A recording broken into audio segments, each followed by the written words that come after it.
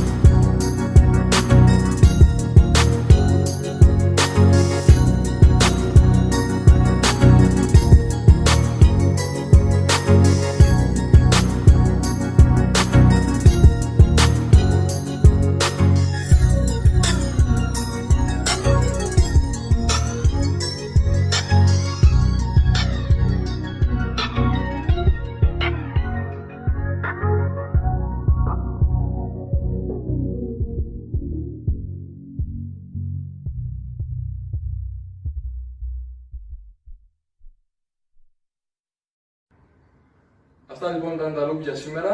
Είναι μια πιο casual οπτική για να δούμε το χειμώνα και το φθινόπωρο. Ελπίζω να σας άρεσαν, ελπίζω να πήρατε ιδέες από αυτά. Δοκιμάστε ό,τι θέλετε, να νιώθετε ωραία, να νιώθετε άνετα με τον εαυτό σας. Ευχαριστώ πάρα πολύ.